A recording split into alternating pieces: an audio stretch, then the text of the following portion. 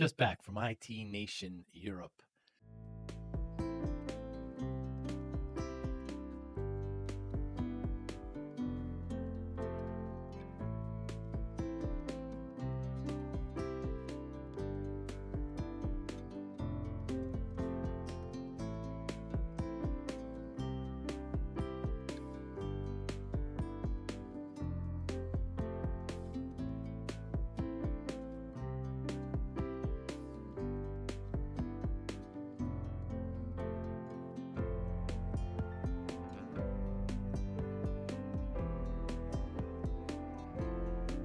What a fantastic event. It was in London, United Kingdom.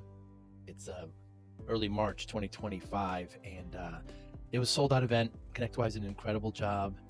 So many partners, so interesting to hear different perspectives and different kind of ways on how MSPs are operating in Europe. Still have the same problems, but just a little bit of a twist. But I ended up doing 10 conversations, interviews, podcasts. There was 2 other podcasters there. It was just a great event. My first conversation with Paul Croker, another podcaster, really fascinating gentleman. I'm so glad we met. Sean Lardo was next, of course, with his recent promotions and everything he's doing with IT Nation. Always love catching up with Sean and talking about IT Nation and Pitch It. Heather Alford, oh my goodness, what a great conversation with Heather. She is somebody you're going to get to know and somebody you're going to really like. Paul McNeil has been at ConnectWise for a while. He's from Australia. Interesting transformation from MSP to a vendor to now with ConnectWise. James Grant, fascinating gentleman there in the UK with Vodafone. Dan Scott, the MC of the entire event.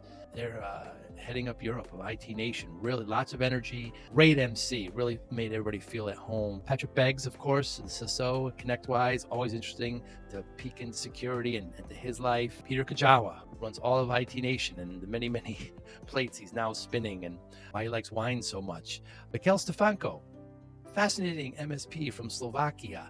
Fascinating man and what his issues are there, and I can't wait to see what happens with him. And then I finished out with episode number 600 with my good friend Austin Clark from Scotland, and we talk about his MSP and his challenges. Great event there in London. Manny Ravello was there, a lot of the keynotes, a lot of information and time well spent with partners, with vendors, and with MSPs there in London. Hi, I'm Joey Pinz, and here's my 45-second introduction. After starting my business in the 90s, I started developing poor habits of eating in my diet because of working way too much. I found myself at 340 pounds. The doctor told me if I don't lose the weight, I'm not going to see my daughter graduate. I took the next 7 months, lost 130 pounds. People ask me, how'd you do it? What's the secret? I need to lose weight. How'd you do it? How did I lose the weight? Just one word, discipline. I've had other successes in life, and I attribute them all to discipline. Now, I'm not the king of discipline, but I believe that it can help all of us. Friends convinced me to start a podcast. The podcast mission? How do we better ourselves and society? I talk to interesting people in health, fitness, sport, wellness, business, technology, science, art and culture. And I eventually ask them how discipline plays a role in their life. Podcast vision, growth through learning from others. I don't like when you say got into darts, so you never played darts before? I mean, just like any other person, right? But, you know, and I used to think I was good at it before. And then we got good darts. He researched everything. And it's funny. He went on spring break with his mom last week. And all I was doing, like at night, I was probably practicing an hour a night. Did you right? Really?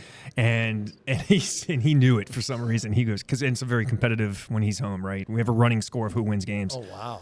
And yeah, I can't, and I won't, obviously I'm not seeing him this week, so I'm excited to get home. And how much arc do you put on it? So there's a whole science behind that. He's very direct, right? See. He's very direct. He's quarterback, right? You know, I'm a little more wristy. I'm a little looser, but you know, at first I was too loose, and I was trying to figure that out.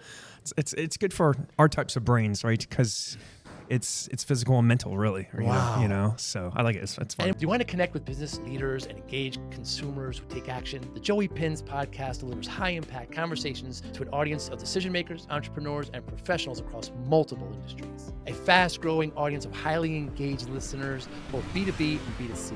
Millions of listens and views across YouTube, Apple Podcasts, and Spotify. Brands that sponsor us see real engagement, conversations, and brand loyalty. Whether you're looking to sell a service, promote a product, or establish thought leadership, our sponsorships offer premium ad placements, exclusive episode sponsorships, full season branding, and event partnerships. Don't just advertise, become part of the conversation. Visit us at joeypinz.com/sponsor to get started, or email us at sales@joeypinz.com. Joey Pinz Podcast, where thought leaders, brands connect. And when you practice, are you trying to hit one spot every time? How do you? So, playing cricket, right? You use 20 to 15 in bowls, right? And you have to 3 in each, right? That's right. And I play now where you can't. If you're throwing out the 20 and you hit the 18, you don't get to count the 18. We started out with it doesn't matter where you hit, right? But now you gotta. He is. I mean, I'm at the point now where I'm aiming for doubles. I'm aiming for the triples. Right. And if I just get the large part, I'm happy. Right. So but first I was just aiming for the section, right? Right. So it's kind of fun to get to that. Kind of like golf. I mean, I play golf too. Yeah. And I'm trying to get back into that. So yeah. Oh, Patrick, golf, man. It'll It's keep a you up love-hate at relationship, night. John. It really is. I try to talk people out of it. I took a break for a couple of years, but I'm kind of getting back into it a little bit. So I love 9 holes. I don't do 18. 9 is great. I don't do 18. Can't do 18. So Yeah. I don't have the my time. back. Well, my back. It's it just wears on me. I've had my second fusion back there, so it's good. I have to get one of those old person things to pick up the ball. So I don't have to bend over. Yes, you have to bend over. There was a great Father's Day present last year, and they made fun of and me. you're pushing a car, or you're in a car. Oh, I just ride. Ride. Yeah. So, yep. So I do 9 2 or 3 times a week. I get our first. No way. First one in the morning. You live on the course, right? I live about 20 minutes away. Oh, but nice. Okay. I'm the first one out, so I'm done in about an hour and 10 minutes. That's my deal too. Yeah. We have a course literally like maybe half a mile from the house. It's Wow. a muni, but you can play 9 in an hour, right? nice. So yeah, I like that. It's too hot. I don't do. If I'm really hot, right? I used to do a lot of. I used to do competitive skeet shooting. Did you really? And I won't. I think it's probably from my military time. I won't go shooting when it's really hot out. It's just bad memory. I think some just bad memories. And is that the same principle skeet shooting? Are you putting an arc on it at all? No.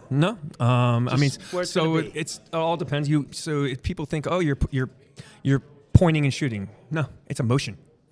You're going with it. You're going with it. So it's all a body movement. I shot competitively for a long time. Wow. It was something when my dad was alive, when he was healthy, we'd go a lot. One of those things when he passed away, I went and cleaned out his house with my sister, and we found unopened, incredibly amazing over-under shotguns never used. Really?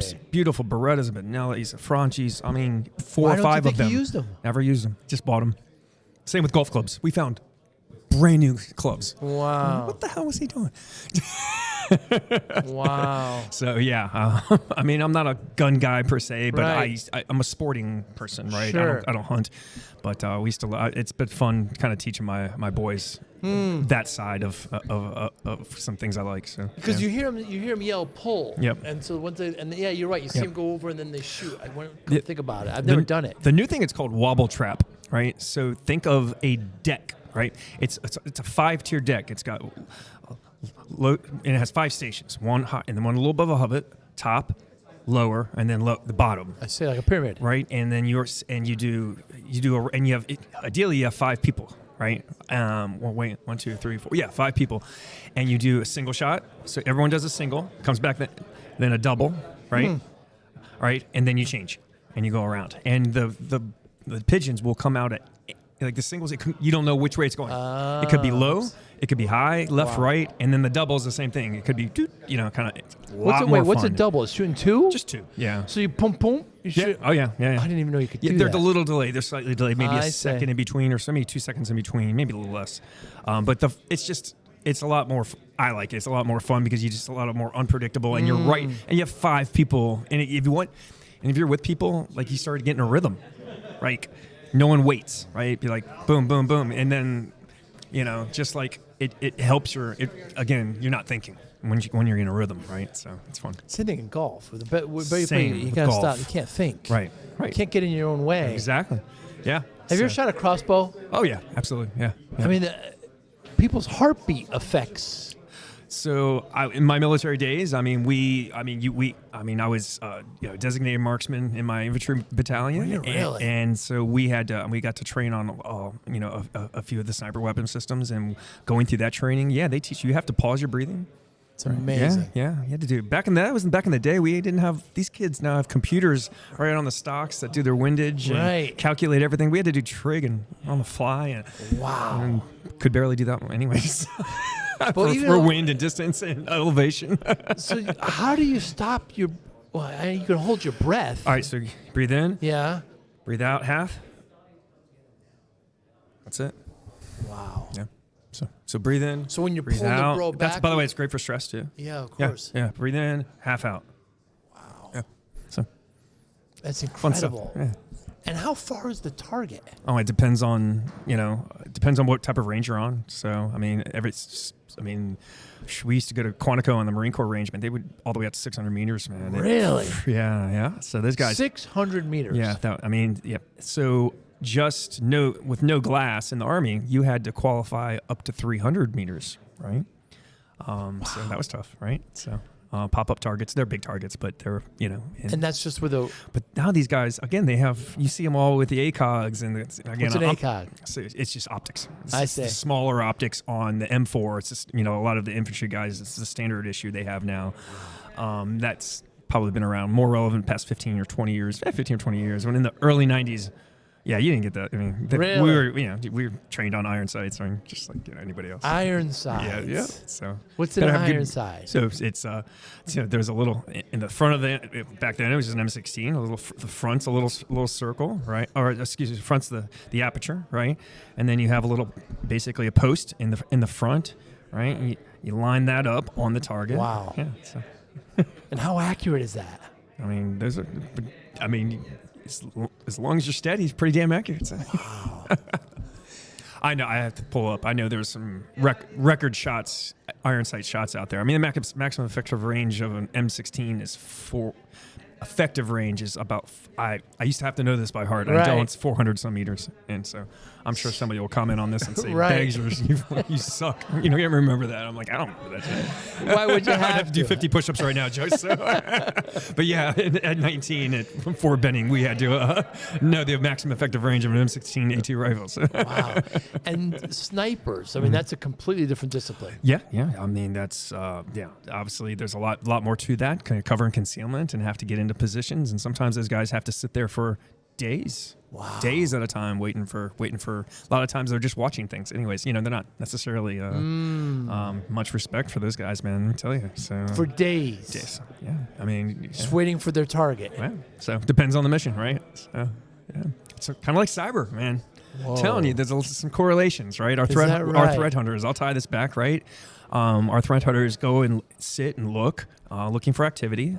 Right, looking for indicators already in our networks, right? Not the red teamers trying to break in, but within our networks, we have folks that understand this, the tech stack, and that they're looking at, and they know what good looks like, and then they know deviations from good, right? And then they're like, okay, that's a behavior that shouldn't be happening on that endpoint or that server. Whoa. And they'll be like, okay, man, we might have a problem here, right? And so then what they do is they'll write a rule to detect once they figure out what that is, they can write a rule that goes into the SIM that will detect for that, and it would alert or block, that type of deal. So just came up with that analogy. I might have to use that in a speech, man. I might have to come up.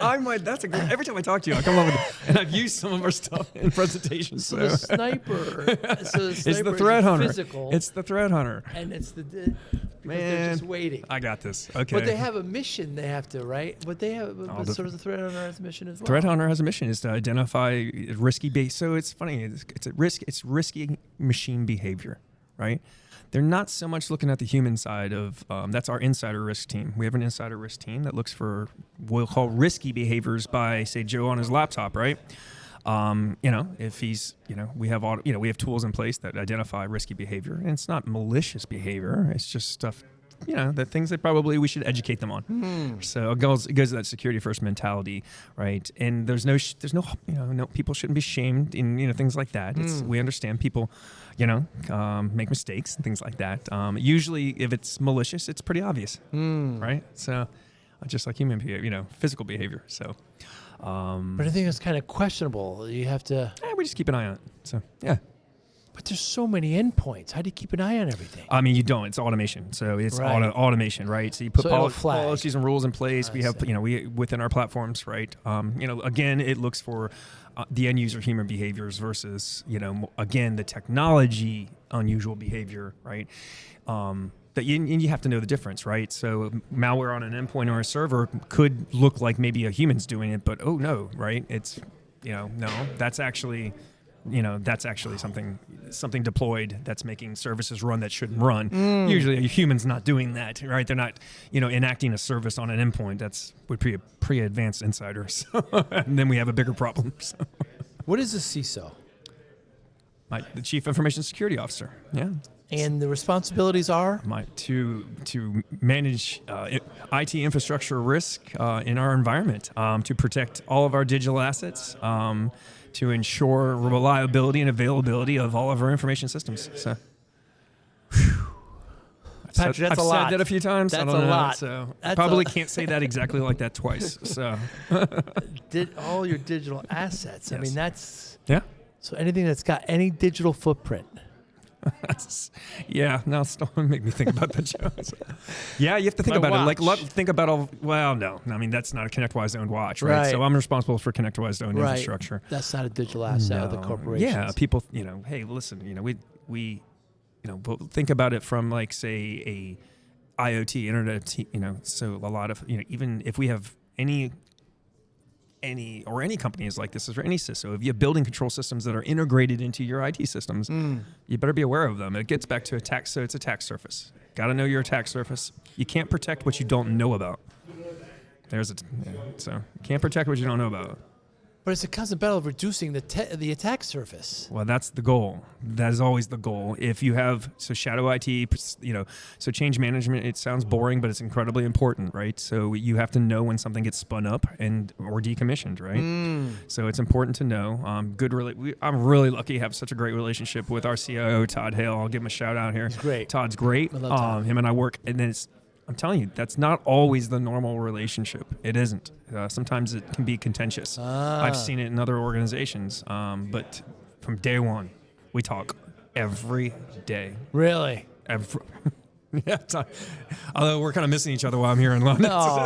So it can be a good support network too. But again, that relationship, it's got to be symbiotic because, right, they're marching hard to meet project and infrastructure projects and requirements, and they got to get stuff spun up. But we're gonna be like, whoa, I need to know where you're building things so we can make sure it's protected. But they do a great job. So yeah, really lucky. So Why do you like being a CISO? I like it because, it's the leadership aspect. Mostly the leadership aspect. I love fine-tuning high-performing teams.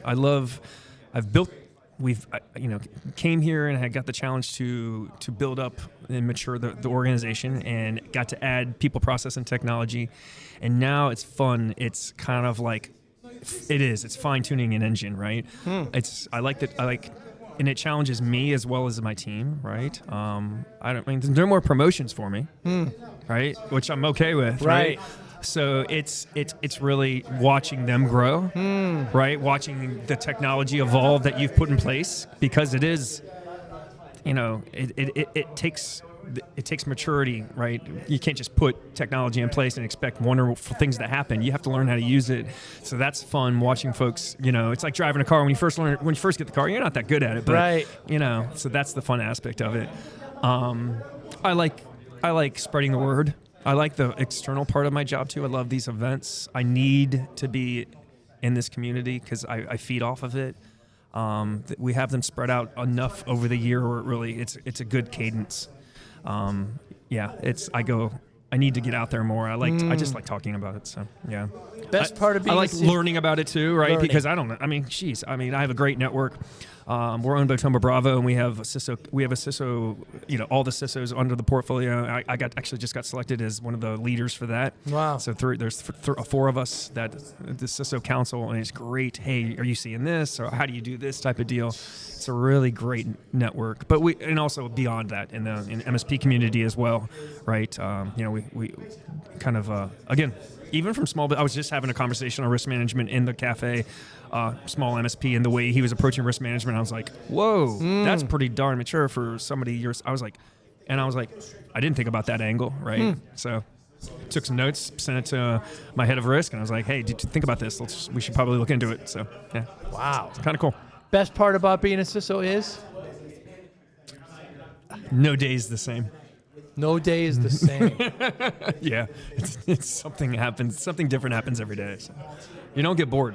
You're not going to be bored. Right. It is not a boring job. And weekends, doesn't matter. Depends. All depends. I live here. It's funny. I have to check this a lot. I mean, I check not a lot. I check it all the time. I have to. I got to be vigilant, right? I don't always have to be on it, but I got to be aware of what's going on. We have 24/7 folks, and if they need. If they need some, for lack of a better term, some muscle to help nudge something through, that's where, otherwise I get out of their way and I enable them. Yeah, that's one of the harder, for some folks, it's kind of hard to step back and go, you guys got this, right? So I always say, listen, use me any way you need me, so I'm here for you. So. And the worst part of being a CISO? Worst part is worst or hardest? Let's go worst first. The worst part is, yes, it's your operational mindset. The brain, it's hard to turn off. It's hard to turn off. And the hardest? Hardest is sometimes translating what you see in risk to the business. I see. Right? So you got to speak their language. And that's a continuous evolutional thing for me. I don't come from a business side. I've always been internal. I've been enjoying the past three and a half years at ConnectWise because I've been learning about how a business is run. I was never exposed to that. So, and reporting to the board and walking through high strategic level risks too. That's been a great learning experience. So, what percentage of attacks get brought in through bad just computing hygiene by users? Is it a large one? No, it's not a large one. It's not. No, it's not. Not by the end user. We have a lot of layers of defense, right? We have endpoint detection and response, but in front of say the entry point usually would be from a user would be an email, right? Right. We have great email perimeter protection. We have trusted devices, so we know what devices are in our environments. So if we're seeing something that's we know if something's in our environment, doesn't rarely ever happens. Something else that should be in our environment, we know if it's ours or not, right? Lots of layers of defense before something could actually fully get in, if that makes sense. A lot of companies that operate like that, somebody might get into. Think of an apartment building. Somebody might get into the vestibule, not the lobby, but maybe the vestibule. Wow. Right, but they're not in the building. And they're not accessing any apartments, right? And then they realize they can only get in the vestibule, right? And then your detection and your technology can remediate that pretty quickly, right? So, or alert on it and say, should this be here? Type of deal. So if again, it's been a journey, so it's been fun. So, kind of putting all those pieces together. So, the term right of boom. So.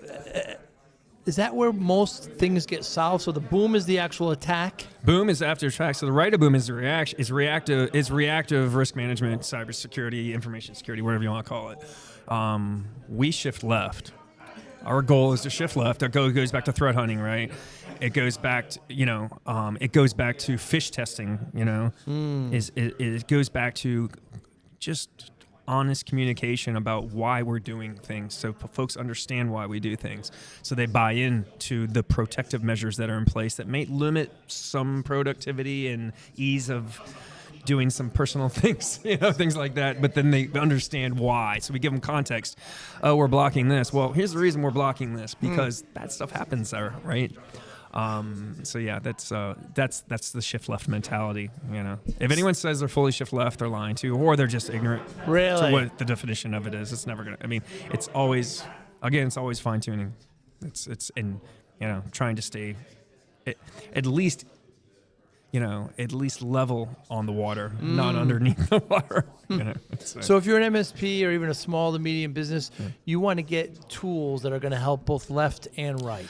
You can, but as we were talking about in the panel, the last panel I did, first step again is it literally is that culture is get your people are your best sensors. Right? They are, especially, it's not just end users checking their emails. It's developers configuring things properly, right? Not exposing things to the internet that shouldn't be exposing things, right? And then, then it's more obviously on the technology side of the house. So, yeah. It's a culture. So. But Patrick, there's so many tools.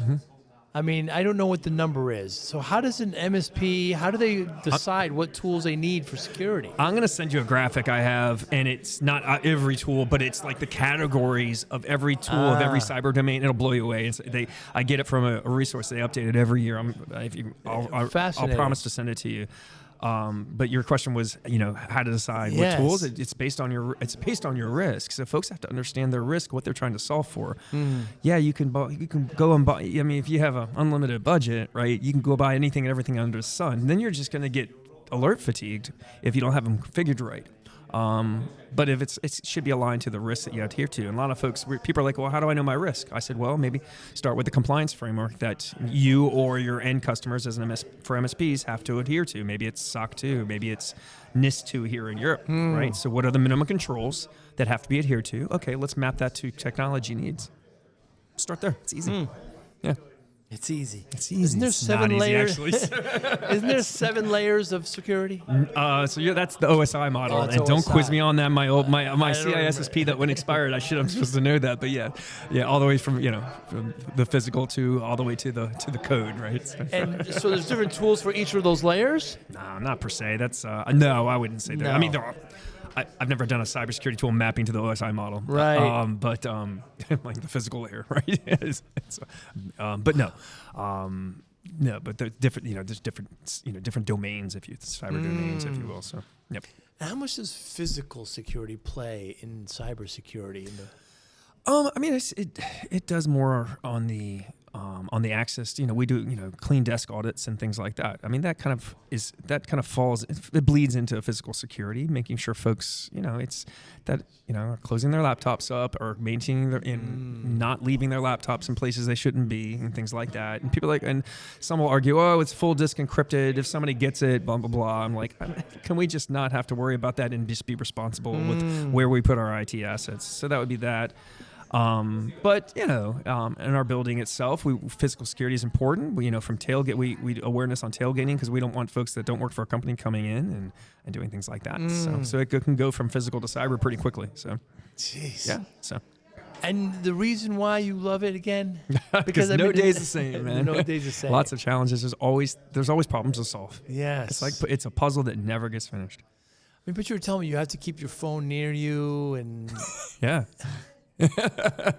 Yeah, I've had some long plane rides when the Wi-Fi's been out until my anxiety goes through the roof. So. Right. And it's not like I have to do anything. It's just how my brain works. It's just how my brain works. So my poor kids, man. Why haven't you texted me back in the next 2 minutes? Actually, it's the opposite in my personal life. I could turn that off so easy. Is that right? Yeah, I'm so chill with that stuff, right? I'm like, oh, good, you're not texting. Yeah. So we're here in London. It's IT Nation Europe. It's a sold-out show, the biggest one ever. What are some of your goals here, Patrick? You've been on stage, do a great job up there. I've already met them because I've talked to more MSP owner-operators this week than I probably have at some other events. Wow. Total. I've had more conversation, and it's grassroots, right? And again, it goes back to the cafe anecdote. Talking to somebody in the cafe, I was just getting my coffee, and the guy starts asking me about a risk management platform that we wanted to tell me about a risk management platform and approach that they were using, and these types of nuggets, right? So again, it's that back and forth. That's my goal this week, is to kind of if I can share any good practices and if I can learn any good practices. So. Yeah. Talking to you. That was my goals this week. Right. Absolutely. I cannot do sure, that. Frosting on the cake. So when I talk to MSPs, 3 things keep them up at night, and it's security is the first one. They're worried about their clients getting attacked. They have to allocate resources. Yeah. human capital is next. They're worried about technicians, how to replace them, and then just general growth. But I Yep. mean, it's keeping MSPs up at night. It's keeping. I don't want to say it's keeping you up at night, but it can sometimes. Yeah. Yeah. Yeah. And these states that do this, and their intention is just capitalism, is just monetary. It's I mean, some nation states they're just gathering information. right. I mean, Said that. how polite of them, right? They're not Right. destructing anything. It doesn't make it better, right? So a lot of them are after intellectual property, right? No, on this, it's in the other side is the cyber criminal side. They're just out for money. So yeah, if they can, they'll launch a ransomware attack and seize you up and ask for money. So, you know, I remember talking to somebody back at IT Nation from the Eastern Bloc of Europe, and they were saying a lot of those bad actors actually have resentment for many of us in the West because they get to work at the big companies and get daycare for their kids and have lunches paid for, and they're like, I'm just as smart as them and I don't have access to that. Yeah. So they actually justify a lot of the attacks with that. I mean, that's most criminal minds work like that, right? You know, that it's I'm doing it because not just because I'm greedy, I'm dishonest, right? No, No. why would that be the reason? Right. No. It's altruistic, yeah. Of course, no accountability. Hey, Patrick, has there been anything in the last 30 days you changed your mind on? That changed my mind on. Last month or so? I would say like I talked about in my keynote, not changed my mind on it. I was raised more awareness on it. I don't know if I've had any like big change my mind on things lately. But some of the stuff I talked about with MSPs being targeted by larger nation states and things like that. I mean, that's always been everyone's a target all the time. But seeing some of the intelligence that came out of some of the bigger intelligence vendors, right, that are very useful to passing down. Also, changing my mind. I mean, we're on a we're doing an identity and access management journey that's been a really eye opener for me on capabilities. We're putting in a new tool, and it's been really an eye opening thing. It hasn't changed my mind in anything like that. That. I mean, I could go back to my dart playing. I mean, it's so much better at something than I thought it was. Right. No, I'm joking. It's nice to get better at something like that as we get older, isn't it? Because we don't. You got to look for those things, man. Yeah, because many things where we can't get. How about this, Joe? I changed my mind that I can't do squats in the gym anymore. That is something that's changed my mind recently with some back pain. So, so sticking to lighter things. What motivates you, Patrick? Motivates me is the relationships I have with my family, with my two boys. Right, that's obviously my big motivator. Couldn't be more proud to be a dad. We've talked about that before. Yeah. But motivates me is watching professionally is watching the personal growth of the folks that work with me. Right, I always say that now. Work for me, work with me, but seeing even past folks that I'd worked with in the past, just achieving their dreams. I like that. That you feel like you had a part of that, and that could be anything, professionally, personally, anything like that. So that's kind of cool. So given that motivation, how do you measure success? Just you're happy. Yeah. That's it, man. Are you content, and that you can look yourself in the mirror and smile and say, but also say, hey, listen, I could do more, right? So you're generally a happy person. Yeah, pretty much part. Yeah, I would say that about you. Yeah, for the most part. So I asked you this back when we talked in November. I lost a bunch of weight. People ask me how. I say discipline. So I asked you then. I'll ask you again. How does discipline play a role in your life, Patrick? So, I do. All about offsets, right? If I'm going to we did that diet talk, right? If I'm gonna enjoy dessert or treat if I'm gonna not fall off my diet, I'm gonna make sure I get my butt in the gym the next day. So it's all about offsets, right? Risk reward type of deal. So that's always been. Once I learned that, I was like, wow. So it's a balance. It's balance. There you go. That's good. Just all about counterbalance. Yep. So you do something that you feel is negative. You gotta do something you feel positive. I'm shoplifting, and then I'm gonna go donate something. I don't mean something illegal. When I say negative, I mean right. you said exactly. Cake or something. Right. So I like doing that. So yep. Your brand deserves to be in front of the right audience decision makers, entrepreneurs, and professionals who are ready to take action. That's exactly who listens to the Joey Pinz podcast. Thousands of engaged business leaders and consumers tune in every week. Millions of views and listens across YouTube, Apple Podcasts, and Spotify. Sponsors see real impact, higher engagement, brand trust, and conversations. We offer strategic partnerships tailored to your goals, including targeted ad placements, branded guest appearances, multi-episode and event sponsorships. Make your brand part of the conversation. Let's grow together. Visit joeypinz.com/sponsor to explore sponsorship opportunities, or email us at sales@joeypinz.com. The Joey Pinz podcast, where brands and thought leaders connect. So are you measuring that in your mind often? Nah. I'm doing this now. You know what this means? And because we're traveling in London, we're going out at night, and I make it a point. It's funny. I got in the gym yesterday around 6:30, and Manny, our CEO, was already in there. I'm like, damn, man. And so I tried to get there a little bit earlier, but he had already finished. I was like, but yeah. So answer your question. Yeah, if I'm going out and enjoying myself, yeah, I want to. But for my mental, I have to get exercise at some point in the day for my brain. Right. I mean, and it's funny, at home I work out in the afternoons, evenings. Really? And when I travel, it's in the mornings.